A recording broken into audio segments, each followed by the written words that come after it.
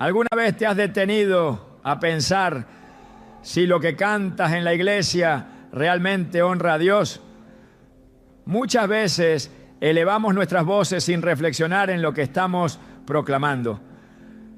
Pero Jesús fue claro cuando dijo: este pueblo me honra con los labios, pero su corazón está lejos de mí. Mateo 15:8. Esta advertencia no solo expone una realidad espiritual, sino que revela un peligro que muchos ignoran.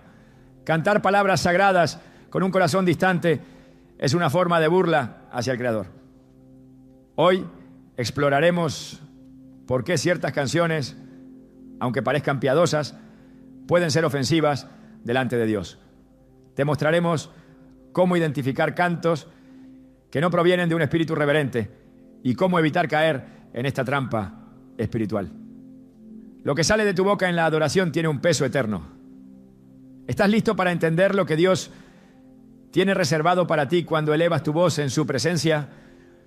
Cuando alguien canta en la iglesia desde el altar o entre los bancos, pocos piensan que ese acto aparentemente simple y cotidiano puede convertirse en una ofensa directa contra el Dios al que dicen adorar. Pero la Escritura es clara.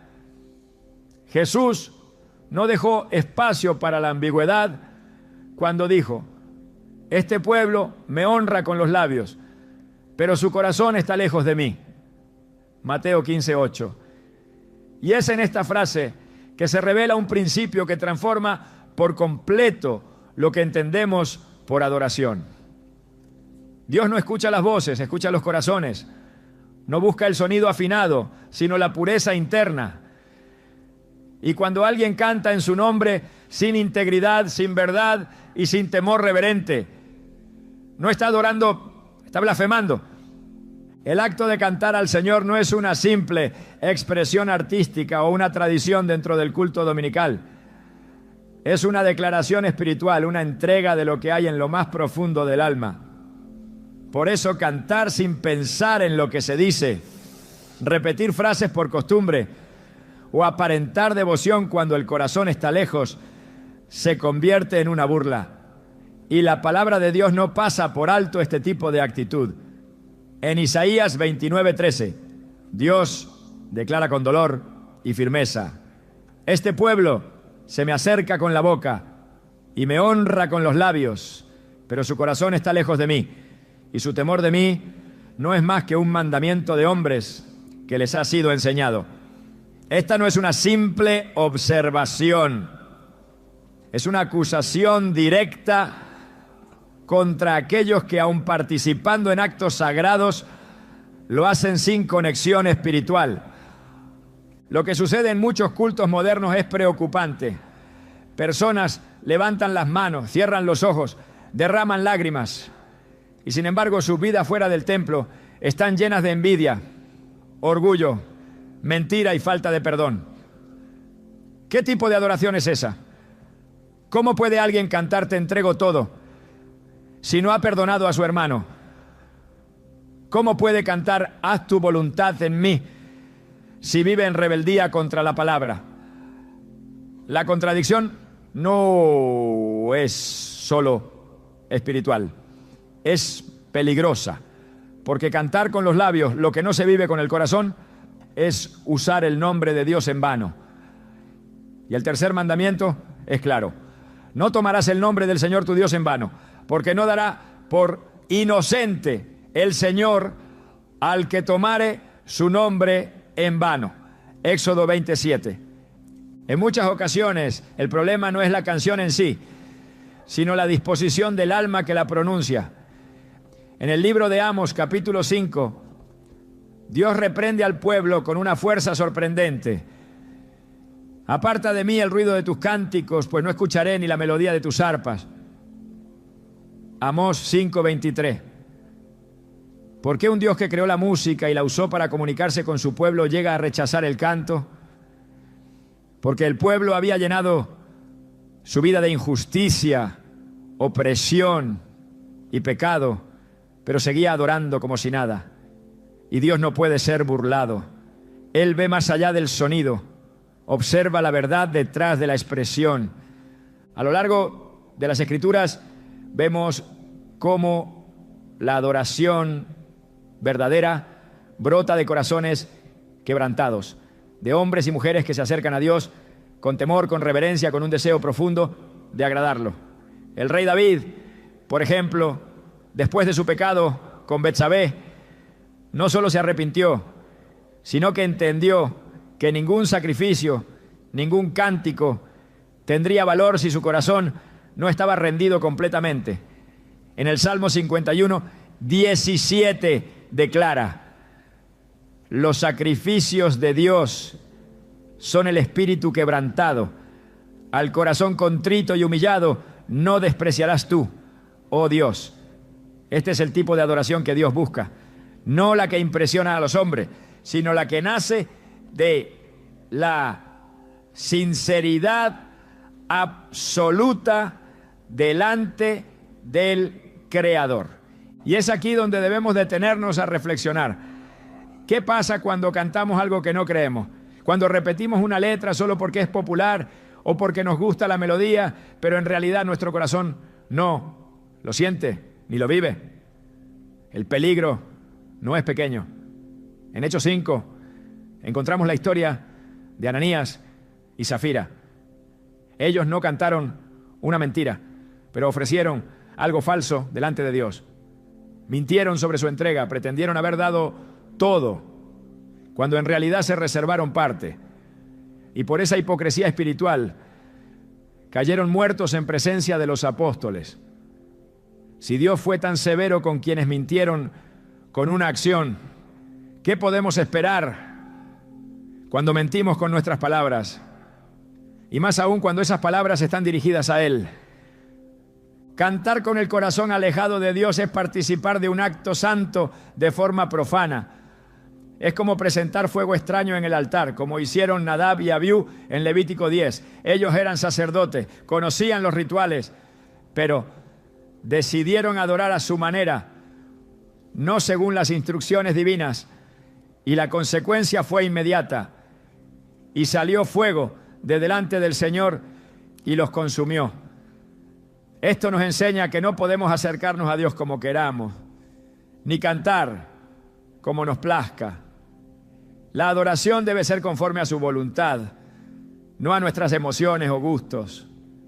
En la historia de Caín y Abel también vemos este principio. Ambos ofrecieron sacrificios, pero solo uno fue aceptado. ¿Por qué? Porque Abel ofreció con fe y desde un corazón recto, mientras que Caín lo hizo por obligación o conveniencia. De nada sirve cantar si tu corazón está lleno de resentimiento, celos, orgullo o incredulidad. De nada sirve elevar una canción si antes no has inclinado tu alma. La adoración verdadera comienza mucho antes de que la música suene. Comienza en la vida diaria, en las decisiones ocultas, en la obediencia cuando nadie te ve. Uno de los ejemplos más potentes sobre la diferencia entre el canto verdadero y el falso lo encontramos en el Nuevo Testamento. En Hechos 16, Pablo y Silas fueron encarcelados injustamente. Estaban heridos, encadenados en una prisión oscura y húmeda. Y aún así a medianoche comenzaron a orar y cantar himnos a Dios. Ellos no necesitaban un micrófono, una pista musical ni un grupo de alabanza. Su canto no dependía de circunstancias externas, sino de una conexión interna con el Espíritu Santo. Y el resultado fue sobrenatural. De repente se produjo un gran terremoto, de tal manera que los cimientos de la cárcel se sacudieron y al instante se abrieron todas las puertas y las cadenas de todos se soltaron. Hechos 16, 26. Ese es el poder de un canto puro, sincero, nacido de la fe y el quebranto. Contrasta eso con muchos cultos modernos donde se canta con entusiasmo pero sin transformación, donde las letras hablan de entrega, pero los corazones siguen atados, donde se proclama tú eres el centro mientras se sigue viviendo para uno mismo. No se trata de entonar frases correctas, sino de vivir una vida coherente con lo que se canta.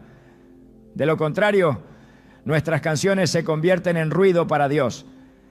La alabanza verdadera no comienza en el culto, sino en el carácter. No se mide por decibeles, sino por fruto. Jesús lo dijo claramente: por sus frutos los conoceréis. Mateo 7:16. Si alguien canta con fervor, pero trata mal a su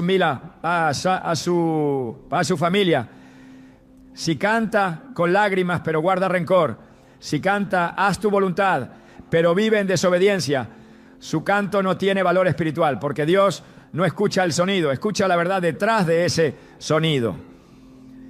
Y si no hay verdad, si no hay entrega real, ese canto se vuelve una afrenta, una burla que hiere el corazón santo de Dios. En el libro de Malaquías, Dios reprende a los sacerdotes que ofrecían sacrificios manchados, animales enfermos, ofrendas despreciables, y les dice: oh, si hubiera entre vosotros quien cerrara las puertas para que no encendierais mi altar en vano. No tengo contentamiento en vosotros, dice Jehová de los ejércitos, ni de vuestra mano aceptaré ofrenda. Malaquías 1:10. Qué declaración tan fuerte. Dios preferiría que el templo se cerrara antes que seguir recibiendo ofrendas falsas. ¿Y qué crees que diría hoy si al mirar nuestras iglesias viera que muchos están cantando con corazones impuros solo por costumbre, emoción o rutina? El Espíritu Santo nos llama a examinar el origen de nuestra alabanza. No es suficiente cantar bien ni saberse todas las letras. Lo que Dios quiere es un corazón rendido, limpio, contrito.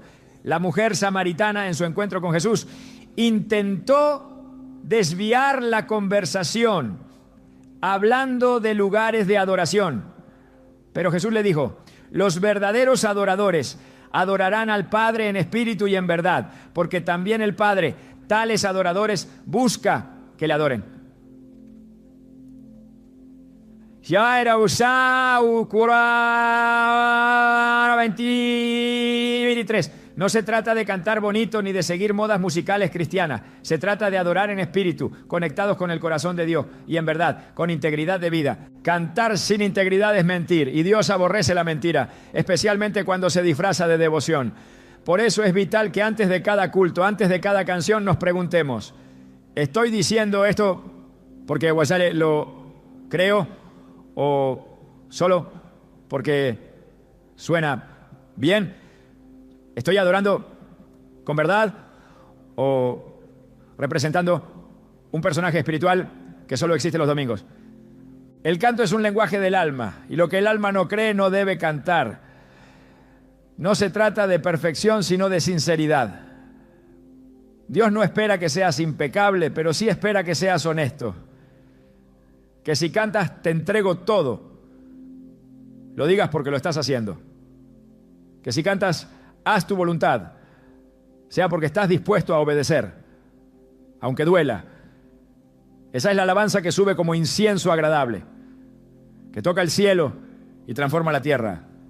Y si alguna vez te das cuenta de que estás a punto de cantar algo que no vives, no lo cantes, guarda silencio, arrepiéntete, habla con Dios. Él prefiere tu silencio genuino que una canción falsa. Prefiere una lágrima de quebranto que 1000 voces fingidas. Porque para Él el corazón importa más que la melodía. Hay canciones que conmueven a la congregación, que mueven emociones, que hacen llorar y levantar las manos. Sin embargo, no toda letra que parece espiritual está alineada con la palabra de Dios. Y cuando una iglesia entona frases que distorsionan la verdad bíblica, lo que se canta no edifica, contamina. Cada palabra que se pronuncia en un culto es una declaración doctrinal. Y cuando esa declaración es falsa, no solo se pierde el propósito del canto, sino que se siembra error en medio de una atmósfera que debería ser sagrada. Jesús advirtió que vendrían tiempos en que muchos serían engañados por palabras suaves y enseñanzas erróneas. En Mateo 7:15 declaró con firmeza: cuídense de los falsos profetas. Vienen a ustedes disfrazados de ovejas, pero por dentro son lobos feroces. Esta advertencia aplica no solo para predicaciones, sino también para la música, porque cada canción que se canta desde un púlpito o se proyecta en la pantalla de una iglesia se convierte en una forma de enseñanza, en una herramienta doctrinal que moldea lo que las personas creen sobre Dios, sobre sí mismas y sobre la vida cristiana. En muchas congregaciones el canto ha reemplazado al estudio bíblico. Lo que antes se aprendía abriendo las Escrituras, ahora se absorbe repitiendo letras. Pero si esas letras están llenas de conceptos erróneos, promesas que Dios nunca hizo o visiones distorsionadas de la gracia, lo que se está cultivando no es fe, es confusión. El apóstol Pablo lo vio venir y por eso en 2 Timoteo 4:3-4 dijo: porque llegará el tiempo en que no soportarán la sana doctrina, sino que teniendo comezón de oídos, se amontonarán maestros conforme a sus propias pasiones y apartarán de la verdad el oído y se volverán a los mitos. Esta profecía describe exactamente lo que ocurre cuando una iglesia canta lo que desea escuchar, no lo que Dios ha dicho. Una letra que pone al hombre en el centro, que exalta los sentimientos por encima de la verdad, que presenta a Dios como un sirviente de nuestros deseos y no como el Señor soberano. Es una letra peligrosa, porque lo que se repite en la alabanza no solo emociona, también moldea la fe. El corazón es influenciado por lo que la boca declara. Proverbios 18:21 lo afirma sin titubeos.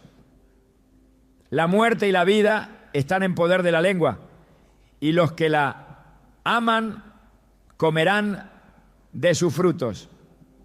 Si lo que se canta está impregnado de falsedad, error o una visión distorsionada de Dios, el alma que lo entona terminará creyendo una mentira. Una de las formas más comunes en que las letras desvían la verdad es al ofrecer promesas que Dios nunca garantizó. Se canta que todo saldrá bien, que nunca habrá sufrimiento, que si creemos suficiente seremos ricos, sanos y victoriosos. Pero esa no es la enseñanza del Evangelio. Jesús dijo claramente: en el mundo tendréis aflicción, pero confiad, yo he vencido al mundo. Juan 16:33. Cuando se canta un cristianismo sin cruz, sin prueba, sin proceso, se presenta una doctrina falsa que prepara al creyente para la frustración, no para la fidelidad. Y cuando esa frustración llegue, muchos abandonarán la fe porque fueron enseñados a través de canciones a esperar una vida que Dios nunca prometió. El error no siempre es evidente. A veces una sola palabra en una letra puede cambiar por completo el sentido bíblico de una verdad. Se canta, por ejemplo, que Dios me necesita, cuando la Escritura enseña que Dios es autosuficiente, soberano y que nosotros somos los necesitados. Se canta que yo decido cuánto Dios me bendice, cuando la Biblia afirma que toda buena dádiva y todo don perfecto desciende de lo alto del Padre de las luces. Santiago 1:17. Se canta que yo declaro y decreto, cuando Jesús enseñó a orar diciendo: hágase tu voluntad, así en la tierra como en el cielo. Mateo 6:10. Estas no son diferencias menores, son desviaciones graves que afectan el corazón de la fe cristiana. El apóstol Pedro también habló sobre la presencia de falsos maestros y la sutilidad con la que introducirían herejías destructivas. En 2 Pedro 2, versículo 1, escribió: pero hubo también falsos profetas entre el pueblo, como habrá entre vosotros falsos maestros, que introducirán encubiertamente herejías destructoras, y aún negarán al Señor que los rescató, atrayendo sobre sí mismos destrucción repentina. Aunque Pedro hablaba principalmente de enseñanzas verbales, el principio aplica con la misma fuerza a las canciones que enseñan mentiras de forma encubierta, bajo una apariencia de devoción. No es suficiente que una canción mencione el nombre de Dios, de Jesús o del Espíritu Santo. Muchos cantos invocan esos nombres, pero construyen una visión de Dios completamente alejada de la revelación bíblica. Se canta a un Dios tolerante, que nunca corrige, que solo afirma, que nunca disciplina, que se adapta a nuestras emociones y no exige santidad. Pero la Escritura dice, porque el Señor al que ama, disciplina y azota a todo el que recibe por hijo. Hebreos 12:6. Cuando una canción elimina la corrección de Dios, está cantando a un ídolo, no al Dios vivo. También hay letras que exaltan la espiritualidad emocional, que invitan a sentir la presencia de Dios como prueba de que Él está allí. Pero la Biblia nunca enseñó que la fe depende de sensaciones. En Hebreos 11:1 leemos, la fe es la certeza de lo que se espera, la convicción de lo que no se ve. Reducir la presencia de Dios a una emoción es peligroso, porque cuando el sentimiento desaparece, muchos piensan que Dios se ha ido. Y cuando esto se canta como verdad, se entrena a las personas a depender de lo emocional, en lugar de confiar en la palabra. Un aspecto aún más delicado es cuando las canciones glorifican el yo, en lugar de glorificar a Cristo. Letras que repiten yo, mi victoria, mi destino, mi propósito. Mientras Cristo se menciona de forma secundaria, revelan un corazón centrado en el hombre. Pero el verdadero evangelio comienza y termina en Jesús. Juan el Bautista lo expresó con claridad absoluta. Es necesario que Él crezca y que yo disminuya. Juan 3:30. Cuando se canta desde el ego, no se está adorando, se está idolatrando el yo. Pablo enseñó que la iglesia debe edificar con palabras que sean fieles a la sana doctrina. En Colosenses 3:16 escribió, la palabra de Cristo habite en abundancia en vosotros, enseñándoos y exhortándoos unos a otros en toda sabiduría, cantando con gracia en vuestros corazones al Señor con salmos, himnos y cánticos espirituales. Aquí se establece el estándar. Cantar es enseñar, cantar es exhortar, cantar es afirmar la palabra de Cristo, no sustituirla. Si la canción no se alinea con esa palabra, no debe tener lugar en el culto.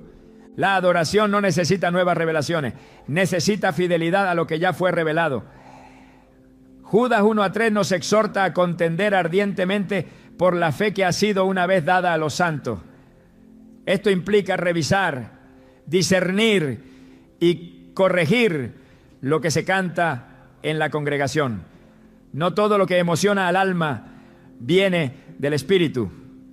No todo lo que parece ungido está respaldado por Dios. El enemigo también sabe componer melodías, también sabe vestir el error de luz. Pablo lo dijo en 2 Corintios 11:14. Y no es de extrañar, pues el mismo Satanás se disfraza como ángel de luz. La letra de una canción no debe ser medida por su popularidad, sino por su fidelidad bíblica. No debe ser valorada por cuántas visitas tiene en plataformas digitales, sino por cuánto se ajusta al carácter santo de Dios. Un canto puede ser hermoso y peligroso al mismo tiempo. Puede sonar celestial y estar sembrando confusión. Por eso, cada congregación debe tener el valor espiritual de evaluar lo que canta, de corregir lo que no edifica y de silenciar lo que contradice la verdad. El Espíritu Santo nunca inspirará una canción que niegue las Escrituras. Él fue quien las inspiró. Toda letra que contradice la Biblia no puede venir del Espíritu. Pablo lo dejó claro en Gálatas 1:8. Mas si aún nosotros, o un ángel del cielo, os anunciare otro evangelio diferente del que os hemos anunciado, sea anatema. Esta severidad debe aplicarse también a las canciones que proclaman otro evangelio. aunque lo hagan con armonía y belleza. La iglesia no puede permitirse cantar mentira. Cada verso entonado debe ser una proclamación de verdad, una confesión de fe, un acto de fidelidad a la doctrina. Si el canto se convierte en un espacio de error, toda la adoración pierde su pureza. El pueblo de Dios no fue llamado a entretenerse ni a emocionar a las multitudes, sino a exaltar la gloria de su Salvador, con verdad y reverencia. Cuando la letra se alinea con la palabra, el canto tiene poder. Pero cuando se desvía, el canto deja de ser adoración y se convierte en contaminación espiritual.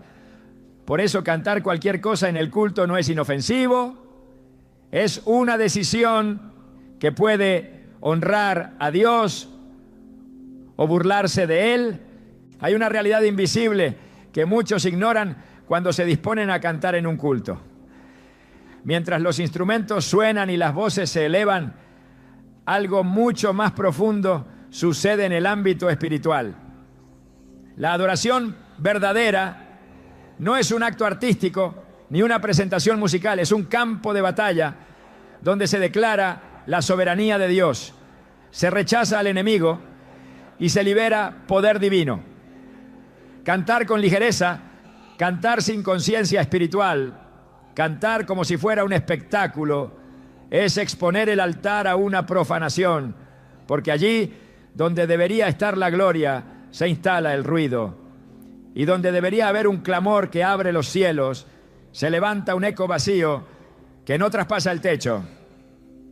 El pueblo de Dios siempre ha tenido en la alabanza una de sus armas más poderosas. En 2 Crónicas 20, el rey Josafat enfrentaba una amenaza abrumadora. No recurrió primero a ejércitos ni estrategias humanas, sino que buscó al Señor. Y cuando llegó el momento de ir al combate, no puso guerreros al frente de la línea, sino cantores. Y mientras ellos cantaban, glorificad al Señor, porque para siempre es su misericordia, el Señor desató confusión entre los enemigos y ellos mismos se destruyeron. El enemigo fue derrotado no por espadas, sino por cánticos, porque en la dimensión espiritual, una canción cantada desde la fe puede sacudir los cimientos del infierno. Pero no toda música mueve los cielos. Solo la adoración que nace del Espíritu y está alineada con la verdad tiene ese poder. La adoración que se hace para impresionar a la audiencia, para recibir aplausos, para generar emoción, no tiene autoridad en el mundo espiritual.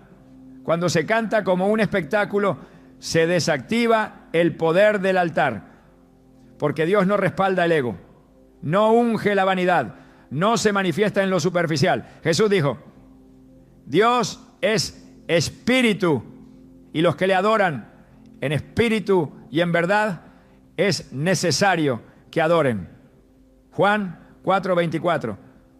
Esa necesidad implica una exclusividad. Solo así la adoración se convierte en una declaración de guerra contra las tinieblas. Cuando la iglesia canta con entendimiento, las cadenas se rompen. Así ocurrió en Hechos 16. Pablo y Silas, encarcelados injustamente en lo profundo de una prisión romana, heridos, humillados, decidieron no quejarse, no murmurar, no desanimarse. Decidieron cantar, y mientras oraban y entonaban himnos, las puertas de la cárcel se abrieron y las cadenas cayeron. No fue un concierto, fue una batalla espiritual ganada en la alabanza. Las paredes de piedra no pudieron contener el poder que emanó de esos cánticos, porque cuando se canta con fe, incluso en medio del dolor, el cielo responde. Por eso, trivializar el canto en el culto es entregarle el arma al enemigo. Cuando lo sagrado se convierte en un show, se desactiva el potencial espiritual.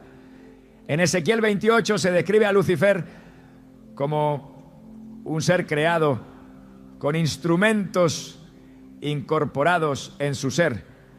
Su diseño original estaba hecho para la adoración, pero cuando quiso usar la adoración para exaltarse a sí mismo, fue echado del cielo.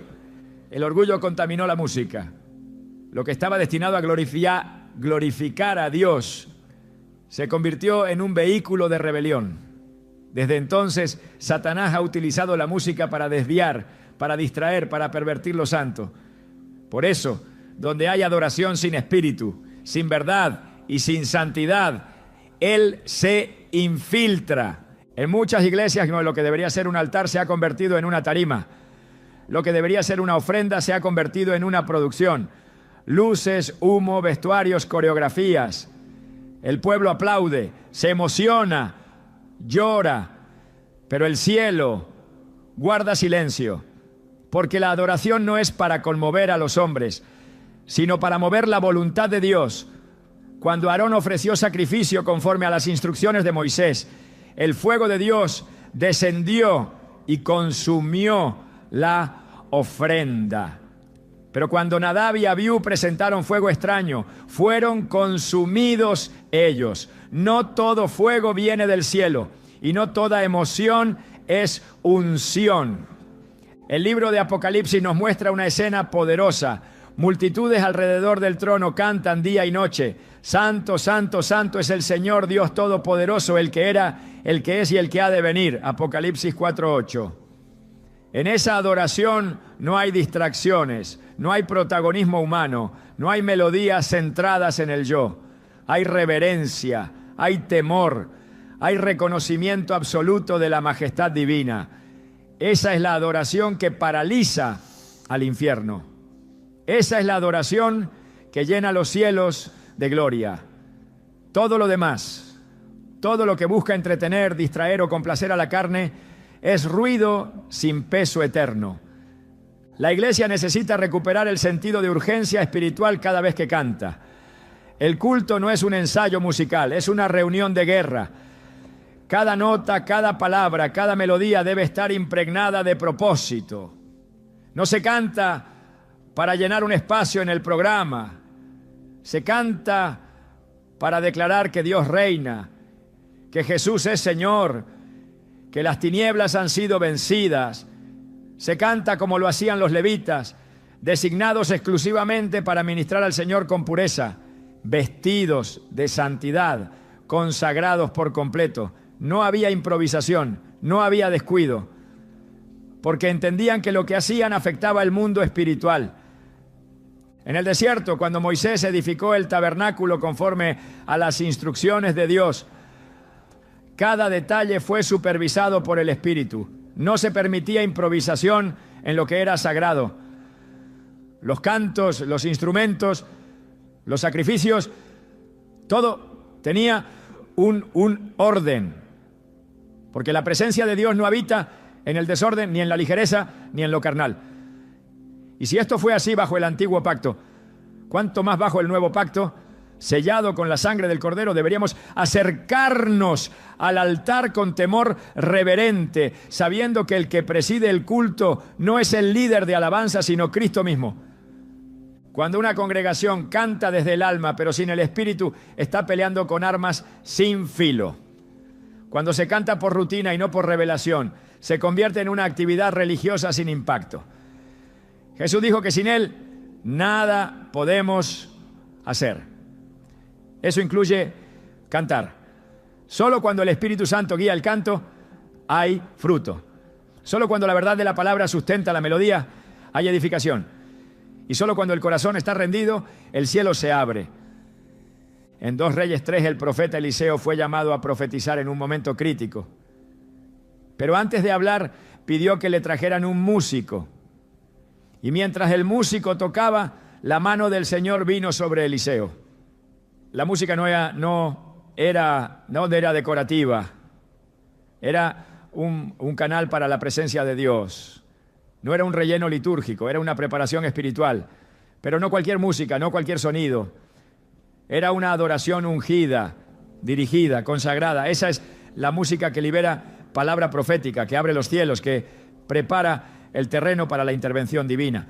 Hoy muchas iglesias han confundido lo ungido con lo popular, confunden emoción con presencia y han hecho del altar un escenario. Pero donde hay espectáculo, Dios no se manifiesta.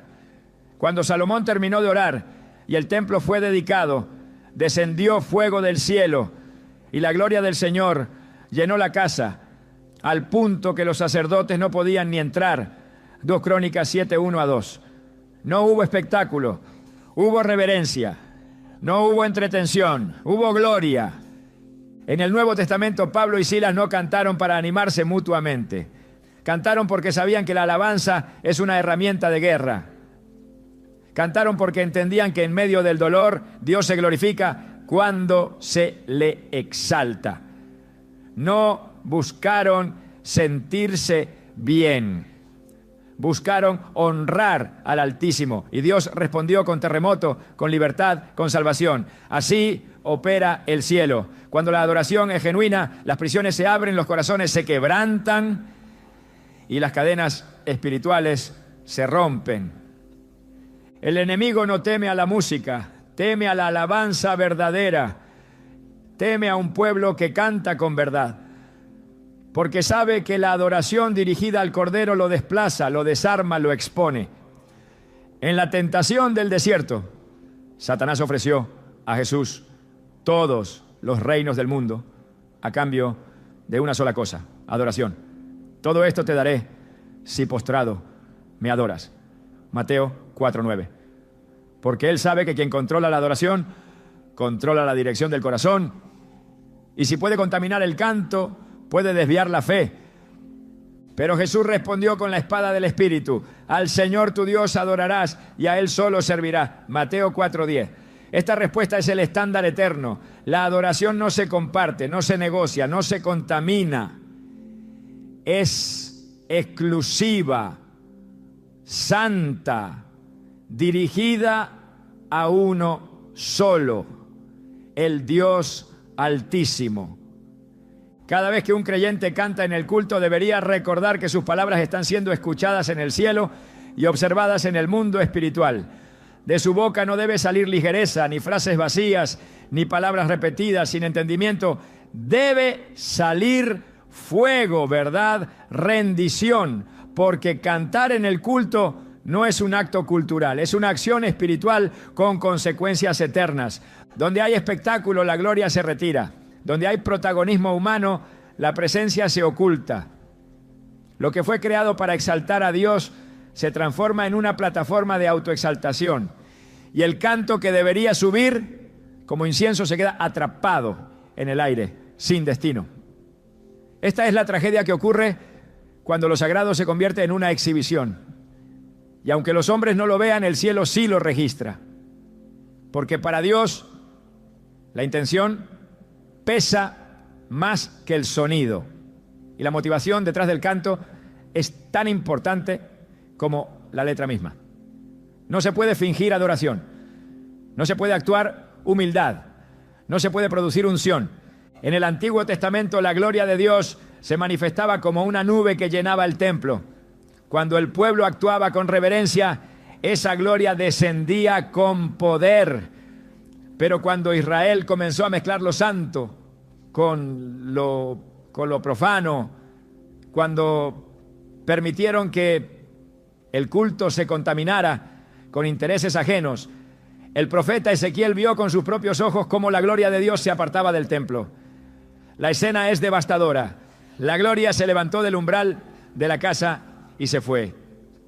No hubo juicio inmediato, no hubo estruendo, solo el silencio de un lugar vacío, una estructura sagrada sin presencia, una reunión sin Dios, porque Él no comparte su gloria con nadie, y donde el culto gira en torno al hombre, Dios se retira. Jesús confrontó este mismo problema en su generación, no con los impíos ya, sino con los religiosos, aquellos que hacían largas oraciones para ser vistos, aquellos que daban limosnas haciendo sonar trompetas, aquellos que ayunaban con rostros tristes para que los hombres los admiraran. En Mateo 6, el Señor no solo expone su hipocresía, sino que también deja claro que ya tienen su recompensa. Lo que hacen, lo hacen para el público. Y esa es la única paga que recibirán. Pero cuando se canta para ser notado, cuando la entonación se vuelve una competencia, cuando la plataforma se convierte en un escenario, el culto deja de ser para Dios y se convierte en un espectáculo religioso.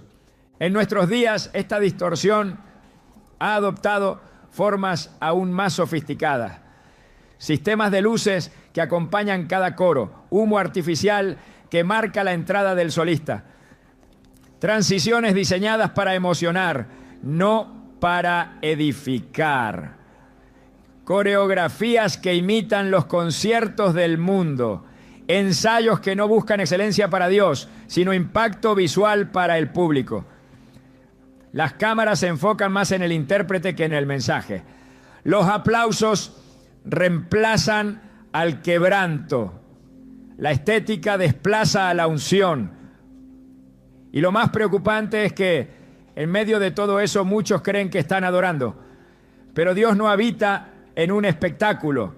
Dios no se manifiesta donde se busca entretenimiento disfrazado de espiritualidad. La adoración nunca fue diseñada para agradar al hombre. Fue creada para glorificar a Dios. En el tabernáculo, el acceso al lugar santísimo no estaba abierto a cualquiera. Solo el sumo sacerdote podía entrar, y solo una vez al año. No se trataba de un evento para la multitud. Era un acto de profunda reverencia. La adoración genuina nace del temor de Dios, no de la necesidad de reconocimiento. Y ese temor no es terror, es conciencia de su santidad, de su majestad, de su poder. Cuando ese temor se pierde, la adoración se convierte en una actividad vacía. Se sigue cantando, pero ya no hay fuego. Se sigue reuniendo el pueblo, pero el Espíritu ya no está presente. Porque donde hay orgullo, no hay altar. Donde hay vanagloria, no hay presencia. La Biblia no condena la excelencia. David organizó coros, estableció turnos, designó músicos según sus dones, pero todo estaba enfocado en servir al Señor con integridad. No se trataba de quién tenía más talento, sino de quién estaba más consagrado. No era un concurso de habilidad vocal, sino un ministerio de intercesión musical. Hoy, sin embargo, muchos han confundido excelencia con profesionalismo vacío. Se busca perfección escénica, pero no se busca limpieza de corazón. Se mide la adoración por la emoción que genera, no por la transformación que produce. Pero una canción puede emocionar sin transformar, puede conmover sin confrontar. Y si no confronta, no es adoración, es entretenimiento espiritual. En Isaías 1, Dios mismo expresa su hartazgo.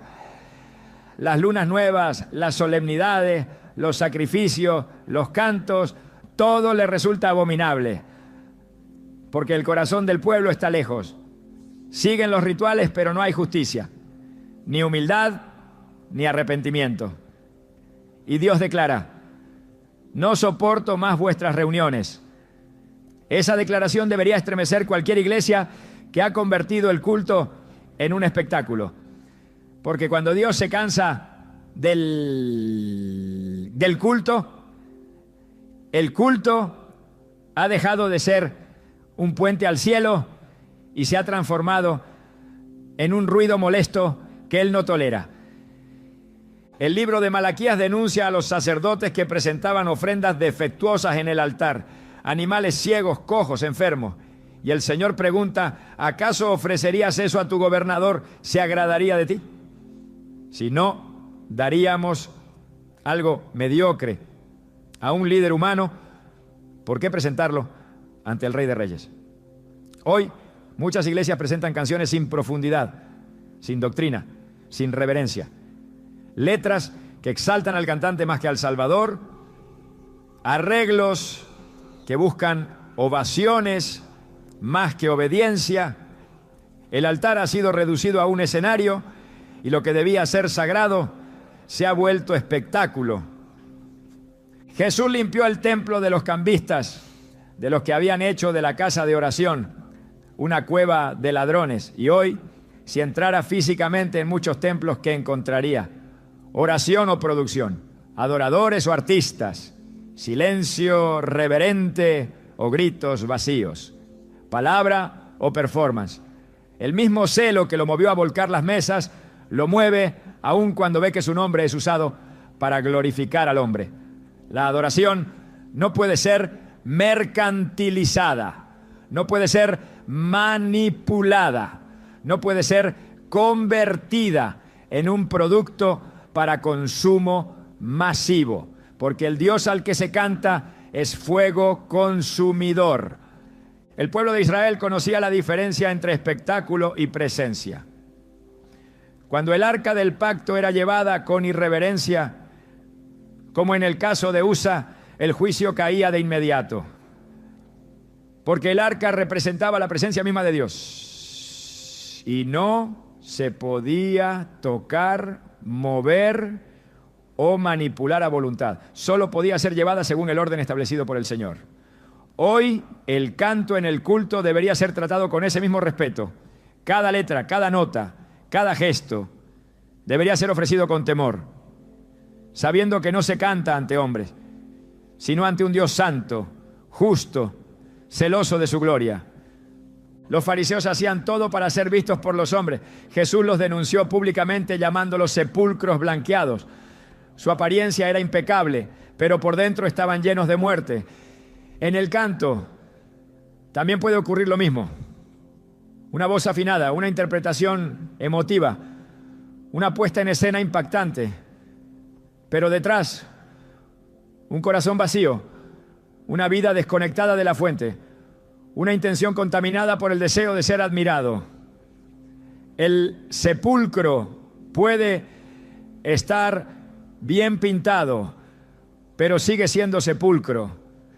La música puede estar bien ejecutada, pero si no nace del Espíritu no tiene valor ante Dios. En primera epístola a los Corintios 13, Pablo lo expresa con precisión. Si hablo lenguas humanas y angélicas, pero no tengo amor, soy como un metal que resuena o un címbalo que retiñe. Lo mismo se aplica al canto. Si no hay verdad, si no hay humildad, si no hay entrega, entonces lo que suena es solo un ruido, una vibración sin esencia, un eco sin profundidad. Dios no escucha lo que el hombre escucha. Mientras la iglesia aplaude, el cielo puede guardar silencio, porque el juicio de Dios no se basa en la emoción que provocamos, sino en la obediencia que demostramos.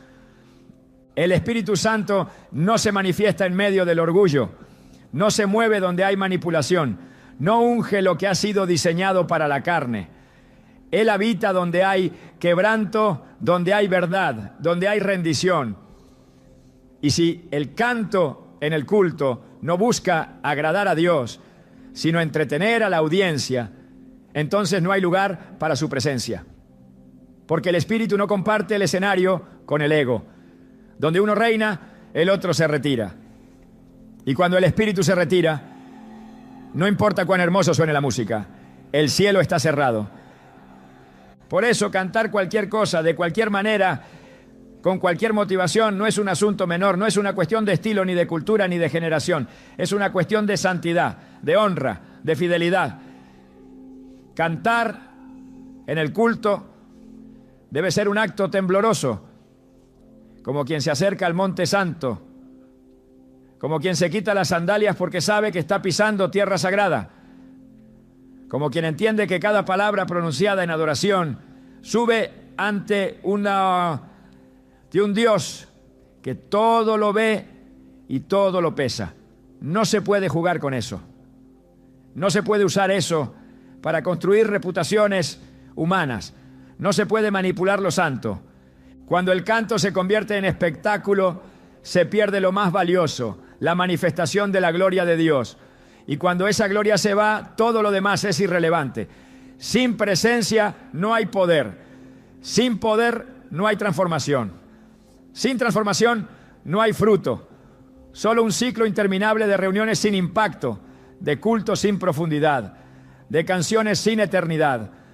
Por eso hay que volver a lo esencial, volver al altar, volver al corazón quebrantado, volver a la adoración que no necesita luces ni cámaras, porque tiene la atención del cielo. No hay acto más contradictorio en el altar que cantar sobre el amor de Dios mientras se guarda rencor en el corazón. No hay ofensa más grave que proclamar entrega total mientras se encubre un pecado sin confesar. Porque cantar desde un corazón no arrepentido es convertir la adoración en un acto vacío, en un teatro espiritual que no honra al Cordero, sino que desprecia su sangre. Y cuando el canto no nace de la limpieza, cuando no brota de una vida reconciliada con Dios, entonces no hay alabanza, solo una simulación que en el cielo se percibe como una burla.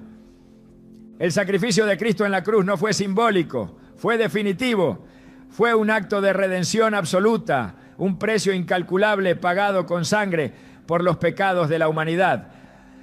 Cada gota derramada tiene valor eterno. Cada herida sufrida lleva el peso de nuestra culpa. Por eso, cantar en su nombre, sin reconocer lo que Él ha hecho, sin rendirse por completo a ese sacrificio, es tratar como común lo que el cielo considera sagrado. Hebreos 10, 29.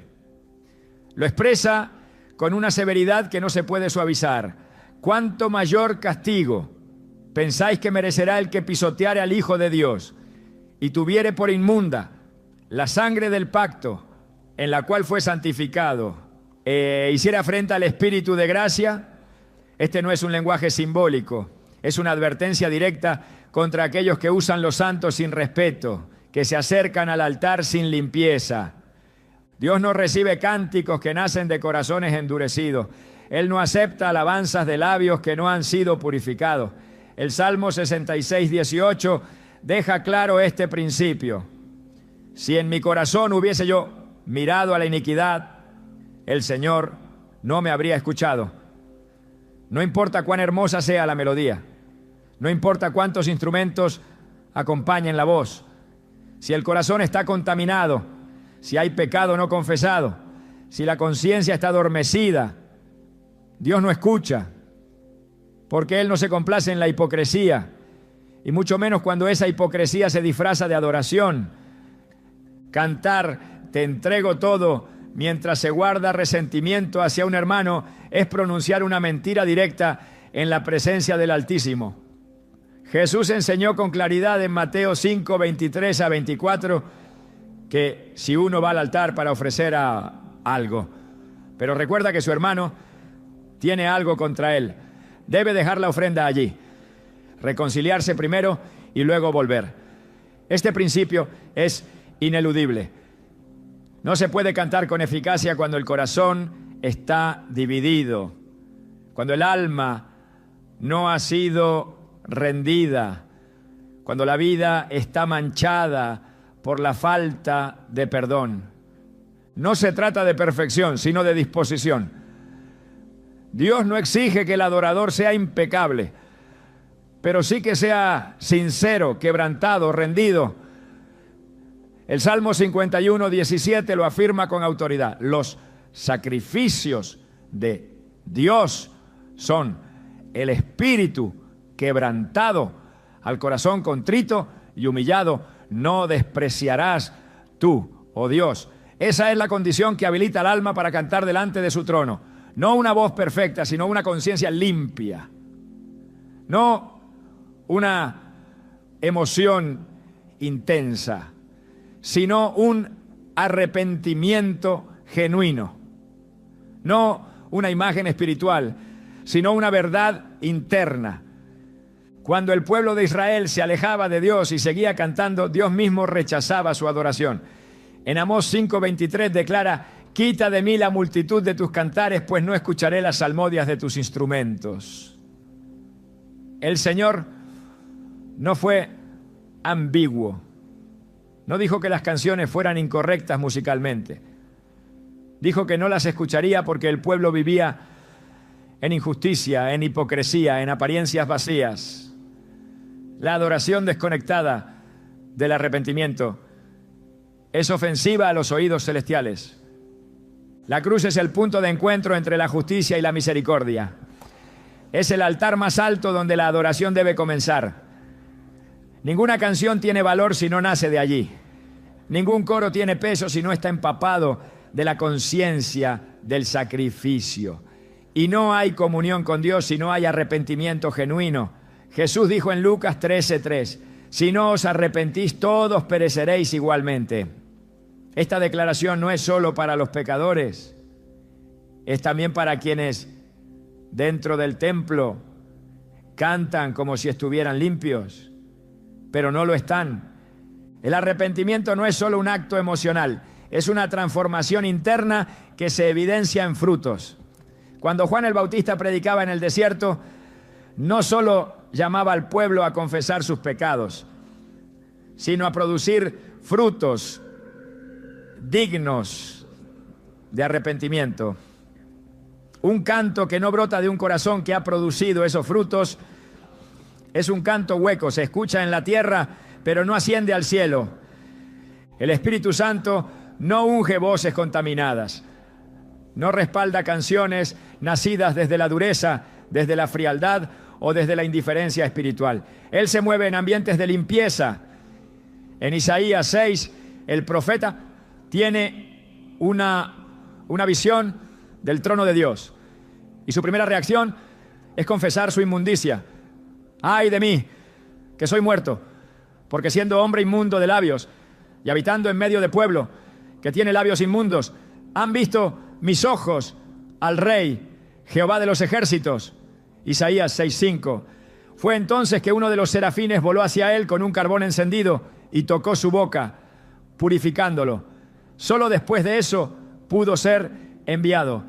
Solo después de eso su voz tuvo propósito.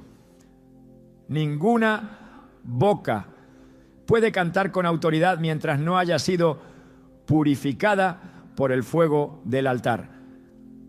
Cantar en pecado sin reconocerlo es profanar el altar con los labios, es presentar fuego extraño, es participar del culto sin discernir su santidad. En 1 Corintios 11, Pablo advierte a la iglesia sobre tomar la cena del Señor sin discernir el cuerpo. Y añade que muchos estaban enfermos y otros habían muerto por esa falta de reverencia. El mismo principio se aplica al canto. Cuando se participa del acto más íntimo de adoración, sin estar en comunión con Dios, se cruza una línea peligrosa. Lo que fue diseñado para edificación se convierte en causa de juicio. Por eso, antes de cantar, el alma debe examinarse. No por legalismo, sino por reverencia. No por temor humano, sino por amor al Dios Santo. En 2 Corintios 13:5 se nos exhorta: examinaos a vosotros mismos, si estáis en la fe. Probaos a vosotros mismos. Esta evaluación no es opcional, es el filtro que separa la adoración verdadera del ritual vacío. Es la prueba que revela si lo que se entona es una ofrenda o una provocación. Dios no busca intérpretes, busca adoradores, no necesita perfección técnica, exige santidad, no quiere espectáculo, demanda obediencia. Y toda canción que se eleva desde un corazón no arrepentido es una distorsión del propósito para el cual fue creado el canto: rendir gloria al que fue molido por nuestras transgresiones, rendir honor al que llevó nuestros pecados. Cantar desde la suciedad sin buscar limpieza no solo es inútil, es peligroso. El altar es lugar de encuentro, pero también de juicio. Es el sitio donde el fuego consume lo impuro y santifica lo que es ofrecido en integridad. El canto debe pasar por ese fuego antes de ser proclamado. Si no ha sido purificado, no debe ser pronunciado. Porque cada palabra entonada en el culto es un eco del alma. Y si el alma está en rebeldía, el eco que produce es disonante ante el cielo. El verdadero canto no nace del entusiasmo del momento ni de la atmósfera emocional que puede crear una melodía. Nace desde lo más profundo del alma quebrantada, de un corazón que ha sido moldeado por la obediencia, no por la excitación pasajera. El impulso emocional puede ser fuerte, puede mover lágrimas, puede agitar los sentidos, pero si no hay obediencia detrás de la letra, si no hay sumisión a la voluntad de Dios, el canto se desvanece en el len, en el al aire. No basta con sentir, Hay que rendirse. No basta con cantar bonito, hay que obedecer con fidelidad. Y el cielo distingue con precisión entre una adoración que brota del Espíritu y una emoción que se agota con el aplauso. En toda la Escritura, los cánticos que fueron recibidos con agrado por Dios tienen algo en común. No surgieron de la comodidad, sino del dolor redimido. El cántico de Ana no fue el resultado de una emoción superficial, sino la expresión de una mujer estéril que fue escuchada por Dios después de años de humillación. El cántico de Moisés no nació del orgullo de la victoria, sino del asombro ante un Dios que abrió el mar y derrotó al enemigo cuando todo parecía perdido. El cántico de María no fue una actuación espontánea, sino el fruto de una mujer obediente que aceptó ser parte de un plan eterno, aun cuando eso significara el escarnio y la incomodidad. La obediencia y el quebranto son los dos pilares sobre los que descansa la adoración que transforma.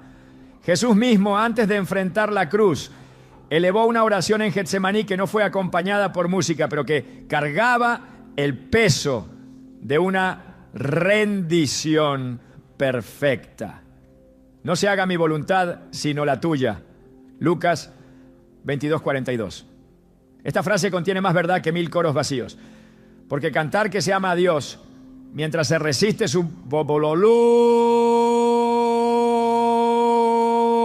es traicionar el mensaje con los labios. Solo cuando el alma ha sido doblegada por la obediencia, la alabanza se vuelve pura. Dios no se complace en el bullicio, sino en la sinceridad. No se impresiona por la intensidad emocional, sino por el corazón obediente.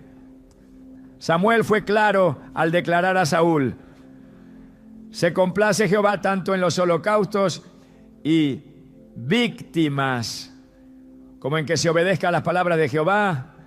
Ciertamente el obedecer es mejor que los sacrificios. 1 Samuel 15:22. Hoy podríamos decir lo mismo. El obedecer es mejor que cualquier canto, por más exaltado que suene. Porque el canto que no está sostenido por obediencia es ruido, pero el canto que nace del quebranto es fuego, y ese fuego es el que Dios enciende con su gloria. Dios no busca coros perfectos, no, sino voces redimidas. Él no se impresiona con el volumen de una canción, sino con la profundidad del alma que la entona. El canto en el culto no es un elemento ornamental ni un relleno litúrgico. Es una declaración espiritual que, si no nace del temor reverente, corre el riesgo de volverse una provocación delante del trono. Porque cada vez que la iglesia se reúne y entona palabras dirigidas al Creador del universo, está invocando un poder que no puede tomarse a la ligera. Y es ahí donde la adoración se convierte en un punto de decisión. O se ofrece con temor y temblor, o se profana con ligereza. Hay algo que muchos no consideran cuando cantan, que la adoración no se queda en la tierra. Cada palabra que pronunciamos en nombre de Dios sube como testimonio. No solo los ángeles la oyen, también los principados, las potestades y los testigos invisibles que rodean nuestras vidas. Cuando cantamos algo que no vivimos, no solo estamos mintiendo ante el Altísimo, sino abriendo puertas a la confusión espiritual, porque lo que no se vive no debe proclamarse. Y lo que se proclama sin convicción pierde su poder. En el cielo, la alabanza no es un acto litúrgico, es un ambiente eterno. En la tierra debe ser un reflejo de esa realidad. No una simulación que entretiene al hombre pero deja intacto el corazón. La verdadera adoración no se limita al acto de cantar. Es una postura del espíritu que se manifiesta en cada aspecto de la vida. El creyente que canta con reverencia lo hace porque también vive con reverencia. El que canta con limpieza es el mismo que camina en santidad cuando nadie lo observa. No hay un canto poderoso si no hay una vida alineada. Por eso Dios no está esperando más canciones. Está esperando vidas rendidas que usen el canto como una extensión de su obediencia diaria. Porque el canto no tiene el